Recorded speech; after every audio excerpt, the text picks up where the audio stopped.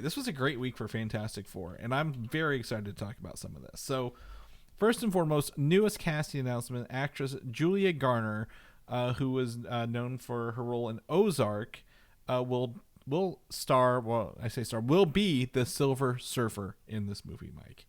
And I know you're over there. I hear you clutching your pearls. How can a woman be the Silver Surfer? And we've talked about Anya Taylor-Joy being in the running for this, and kind of lines this up. was this was like a rumor like a little while back. So we've kind of been primed that they kind of might go outside the box. But I see here in the show notes you have something interesting here that this might not be the Silver Surfer that we are super familiar with, but somebody close to the source. Yes, so material. She has been confirmed to be the character Shalla-Bal.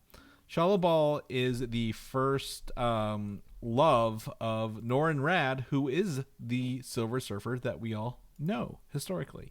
So in a comic book series called Earth X, she actually becomes the Silver Surfer and is a herald of Franklin Richards, who becomes Galactus in that one. So she has been the Silver Surfer before.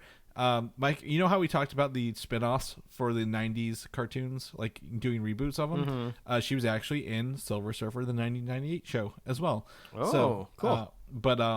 Yeah, we don't know. Again, people in the MCU, they will borrow names from comic book characters and then not be what they are in the comic book, but she will be Silver Surfer in this book or in this movie, and she has been historically been in there before. So that brings me into the very point that we're going to make here, is that we have a new on April 4th, we got a new image from the Fantastic Four for Marvel showing a Human Torch flying over a city, making the four, right?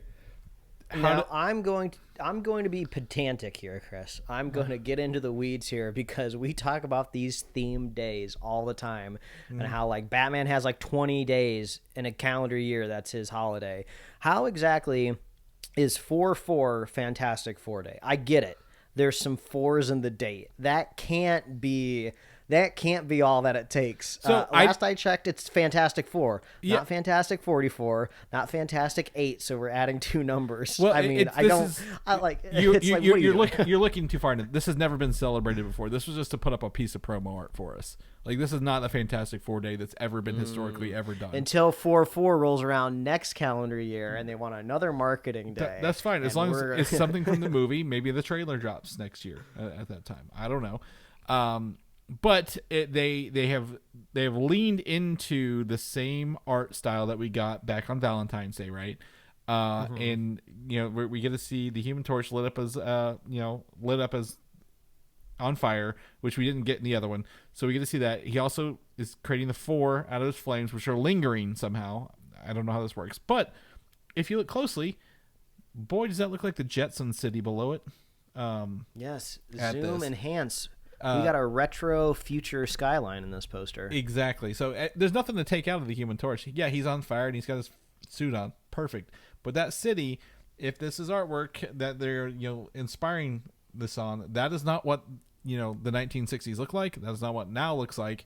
So is this, again, not to beat the drum again, another universe where the 60s were the peak and they became essentially Tomorrowland, or that retro futuristic thing keeps advancing, and that's where the movie's set, leaning into Shalla-Bal being that alternate universe Silver Surfer that she has been before in the Earth X comic books. Yeah, I mean, that makes a lot of sense to me. I mean, why go out of your way to kind of render this futuristic city in the background? I mean, I'm sure somebody could look at this and go like, oh, it's just promo art, this is just supposed to be hyping you up.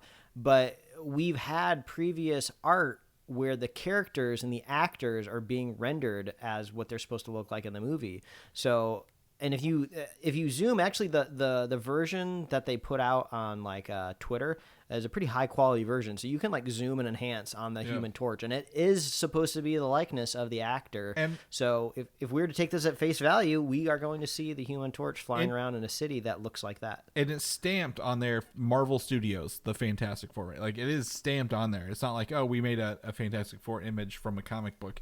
It's Marvel Studios on there. So Absolutely. I think they are, leaning that teasiness a little bit with it, if you will, with this, and that leans into that literally since the Julia Garner announcement was the day before, that helps lean credence into, hey, we're gonna have Silver Surfer. This isn't the Silver Surfer, yet, but we're gonna leave that door open for later down the road. Yeah. I mean, I've been thinking about this alternate universe stuff for a couple of years now, right? And I keep imagining a scenario where these universes start to collide, or they start merging, or somebody gets trapped, or they get lost and they can never go back to their dimension. Maybe it was wiped out by some sort of like cosmic force, right? Mm-hmm. And I'm imagining like just like an individual character, like that is like extremely like traumatizing, right? To never be able to go back home, to be in a totally kind of, for lack of a better term, alien world. It's not your own, and then you kind of have to like reestablish roots and like just learn to live in it.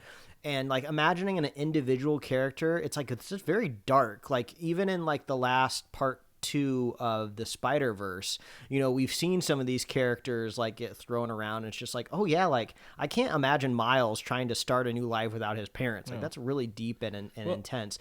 But if all of the Fantastic Four kind of, as like scientists, they're all grown up, they're all adults, they're a team, I could see them getting plucked out of their universe and being dropped into the mainline MCU. And it's just like, oh, and I could see like Reed like looking at his computer monitors like, oh, we're stuck here now. We better dig in. This is our home. We better get used to it. I think that's kind of an interesting concept. Or even, again, if it's Secret Wars, at the end of it, they're on Battle World, which is a mixture of all the Earths. And then they're like, well, the only way to fix this is to make one merged Earth, so we're all gonna have to just suck it up and deal with it, kind of thing. I think that's a good way, because at the end of the Marvels we had what was her name, Spectrum, right, went to the other universe where there's a big talking blue beast. Obviously that's going to be a little shock for her.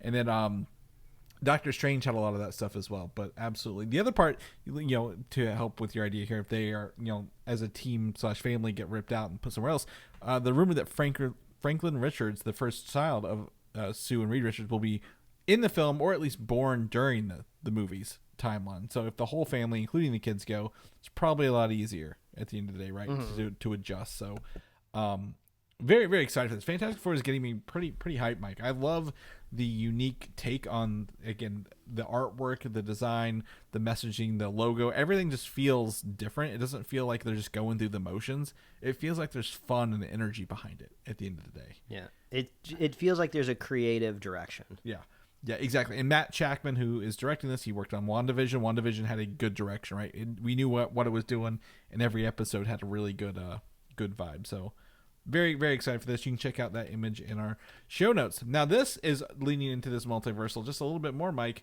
We have fresh off the presses